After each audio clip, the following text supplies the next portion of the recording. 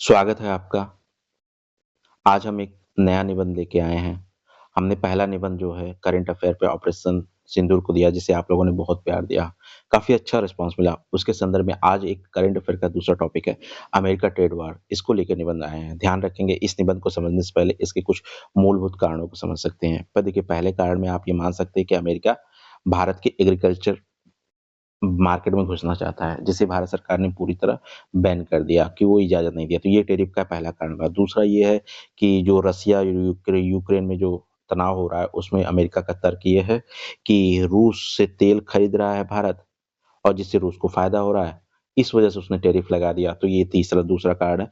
तीसरा कारण ये है कि अमेरिका की अपनी नीति अमेरिका प्रथम की नीति जो है कि कुछ भी हो जाए अमेरिका अपने आप को प्रोटेक्ट करेगा। इसको मानकर भी चीन से ट्रेड वार के चक्कर में भारत को लगा दिया। और एक चौथी जो तत्कालिक नीति इसकी थी कि भारत और पाकिस्तान के साथ जो युद्ध हुआ, जिसमें ऑपरेशन सिंदूर हुआ, जिसमें युद्ध विराम जो है वो अमेरिका कह रहा है कि उसने करवाया, लेकिन भारत ने इसे नकार दिया। तो ये भूमिका है जिसको जानिए, ये ट्रेड वार की शुरुआत के बन सकते हैं। यही सब कारण हम आगे डिस्कस आपको करेंगे। ठीक है, चलिए शुरू करते हैं।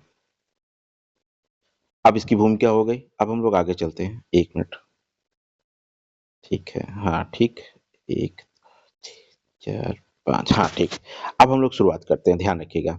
सबसे पहली बात ये समझिए कि टैरिफ की कहानी पहले से नहीं है, ये 2018 से चल रहा है। चीन से जब व्यापार को लेके अनबन हुआ था और तब अमेरिका ने टैरिफ लगाना शुरू किया था दूसरे देशों में, जिसमें चीन पर अब तक 145% तक टैरिफ लगा चुका। अगर हम इसके फेज़ 2 की बात करें, फेज़ 1 2018 से 20 था। फेज़ 2 में पहले क्या था, पहले चीन परसेंटेज था, फेज़ 2 में क्या होगा, ग्लोबल पे मतलब एक ही नहीं सभी देशों पे लगाना शुरू किया, तो उसमें भी भारत आ गया। प्रतीकात्मक टैरिफ का उपयोग किया गया, ठीक है? जिसमें भारत पे पहले 25% फिर बाद में 50%। तो ये एक भूमिका मानेंगे। अब इसका विश्लेषण ये हुआ कि डब्ल्यूटीओ में जो नियमों का जो था वो टकराव आया। उसमें डब्ल्यूटीओ के नियम अमेरिका को भी मानना चाहिए, भारत को भी, तो वहाँ पे अनदेखी की गई, जिससे हितों का टकराव आया, ठीक है? भारत पे सबसे ज़्यादा टैरिफ लगाई गई और दिसंबर 2025 तक भारत का निर्यात और आयात सब प्रभावित होने लगा, ठीक? अब हम बात करते हैं कि टैरिफ के प्रमुख क्या कारण थे, तो जो हमने आपको बताया था प्रतीकात्मक टैरिफ। पहला तर्क ये था कि भाई भारत के जो प्रोडक्ट हैं वो अमेरिका में उच्च टैरिफ पे बनते हैं, तो इसलिए भैया हमने टैरिफ लगा दी। दूसरा रूस का तेल वाला जो हमने डिस्कस किया। तीसरा यहाँ चौथा एक कारण ये भी हो सकता है कि ब्रिक्स का जो ब्रिक्स है वो लगातार मजबूत बन रहा है। पाकिस्तान के साथ संघर्ष हुआ तो भारत की मध्यस्थता ने अमेरिका को अस्वीकार कर दिया। ये एक टैरिफ के तत्कालिक कारण बना, जो भू राजनीतिक पर दबाव बनाने लगा।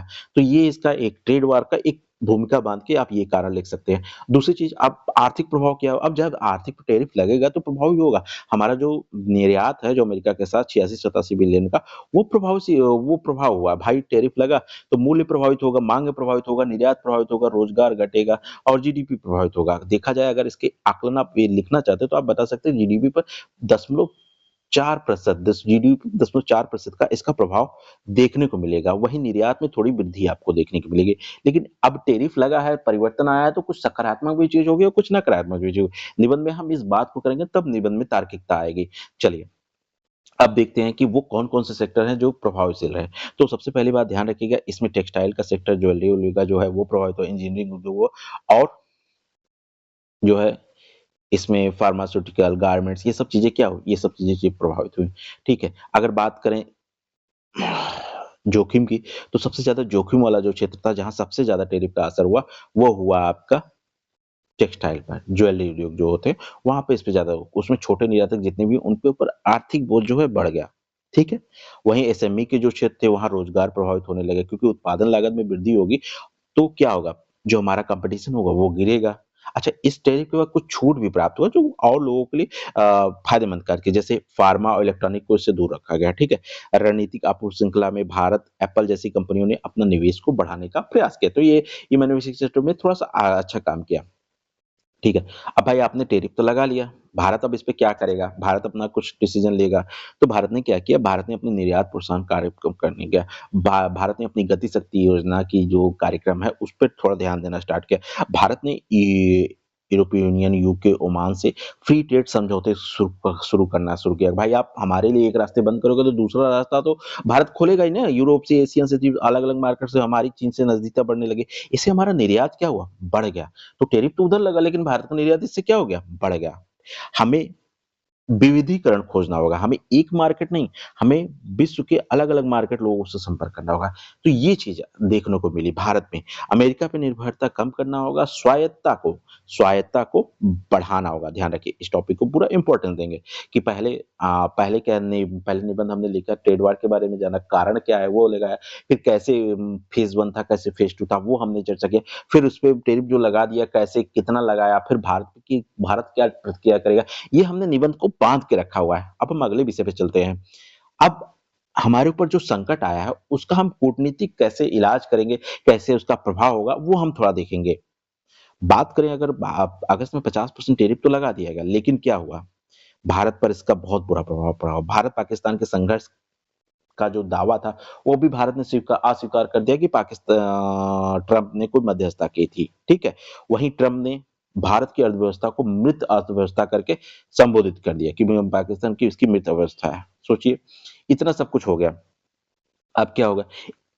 संस्थागत प्रभाव पड़ना शुरू हुआ। इसमें क्या हुआ? भारत का जो इंडो पैसिफिक फ्रेमवर्क है, उस पर प्रभाव पड़ना शुरू हुआ। क्वाड पे दबाव पड़ना शुरू, क्योंकि क्वाड में अमेरिका भी तो एक संयुक्त है। इस और भारत कि रणनीतिक, कूटनीतिक, अंतर्राष्ट्रीय जो मतलब मसौदे हैं, उसको प्रश्चिन शुरू हो गया, लेकिन भारत ने अपने आप को बना के रखा। भारत ने जब अपने आप को बना के रखा, तो इसमें कुछ सकारात्मक चीज़ें देखने को मिली। ट्रम्प से दिसंबर में फ़ोन कॉल से बात हुई, फिर वार्ता हुई, फिर कुछ डील होने की बात सामने आई कि चलो इसको कुछ थोड़ा-सा कम करते हैं, ठीक है? ये चीज़ें हुई। अगर आप इसकी रूपरेखा को देखेंगे, तो जहाँ अगस्त में 1 अगस्त को पहले ही लगाया गया था, फिर 25 अगस्त को 25% एक्स्ट्रा लगा दिया गया था, सितंबर-अक्टूबर में रुपया जो है 6% तक गिर गया। ध्यान रखेंगे, ये आप बताएँगे कि टैरिफ के बाद रुपया 6% तक कमज़ोर हुआ था, ठीक है? और उसके बाद दिसंबर तक वो मोदी और ट्रंप की कुछ कॉल हुई, जिनके माध्यम से इस पर सुधार की गुंजाइश थोड़ी-सी बढ़ी। पर भारत ही अछूता नहीं है। अमेरिका ने बहुत से देशों पर टैरिफ लगाया, उनकी भी थोड़ी चर्चा कर लेते हैं। चीन पर सबसे ज़्यादा 145%, भारत पे 50%, वियतनाम पे 20%, मेक्सिको पर क्या हुआ 20% तक लगाया। परिणाम क्या निकला?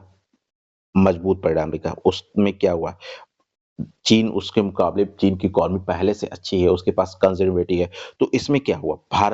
चीन मजबूत रहा, चीन जीत गया, उसके ऊपर कोई प्रभाव नहीं पड़ा। भारत के ऊपर लचीला प्रभाव पड़ा। वहीं वियतनाम और मेक्सिको के चक्कर में दोनों जगह भी वही सेम प्रभाव आपको देखने को मिलेंगे, ठीक है? अब सबसे बड़ा प्रश्न ये उठता है कि जो ये विश्व पर अमेरिका ने ट्रेड वॉर किया है, क्या इससे अमेरिका की इकॉनमी प्रभावित? हाँ, अमेरिका भी इकॉनमी प्रभावित हुई। ऐसा नहीं कि वो अमेरिका इस पे वो बच जाएगा, मतलब अगर नुकसान होगा तो दोनों तरफ होगा ना। इस निबंध में जब आप ये टॉपिक आप शेयर करोगे, आप ये टॉपिक बताओगे वियतनाम में क्या हुआ और भारत में क्या हुआ, चीन को, तो इसको अमेरिका पे भी तो प्रभाव पड़ेगा, कोई एक व्यक्ति तो बच नहीं जाएगा। निबंध की दूसरी बात को भी यहाँ लिखना आवश्यक है, ठीक है? तो अमेरिका पे क्या हुआ? मूल्य वृद्धि हुई, ज़ाहिर-सी बात है जब तुम टैरिफ लगाओगे, तुम्हारे यहाँ निर्यात नहीं होगा, तो कीमतें ऊपर जाएँगी, घरेलू कीमत बढ़ गई। इससे ट्रंप को एक राजनीतिक लाभ हुआ कि ट्रंप अमेरिका के लिए काम करना शुरू किया, लेकिन अमेरिकी उपभोक्ताओं पे इसका बोझ बढ़ा। जहाँ तक आप बात करेंगे मुद्रास्फीति, तो आप देखेंगे इस ग्राफ के माध्यम से मुद्रास्फीति अगस्त में ऊँचा जा होने लगा, ठीक है? तो इस तरीके से विश्लेषण करेंगे तो निबंध को और हम अच्छा दे पाएँगे। इससे भारत और अमेरिका का जो व्यापार घाटा है वो 45 से 50 बिलियन तक आ गया है।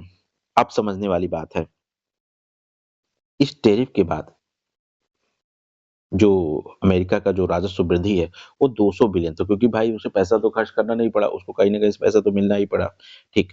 अब ये चीज़ें हो गई, भारत पे भी प्रभाव देख लिया हमने, कूटनीति संकट देख लिया, अमेरिका पे भी इसका प्रभाव देख लिया।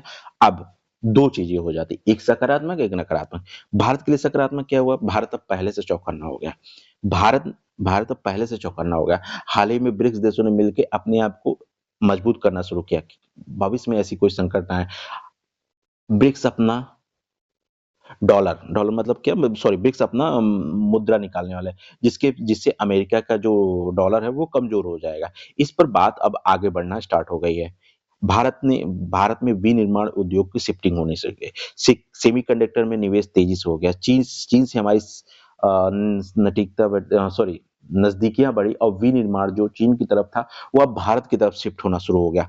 एप्पल ने हमारे यहाँ निवेश बढ़ाना शुरू कर दिया। हमारे यहाँ अमेरिकन कंपनी जो विनिर्माण के, वो थोड़ा-सा सहयोग मतलब वो उनको लगने लगा कि भारत में थोड़ा-सा कम वो भारत में ही उत्पादन करेंगे, तो ज़्यादा सेवा क्षेत्र में अप्रभावित रहा।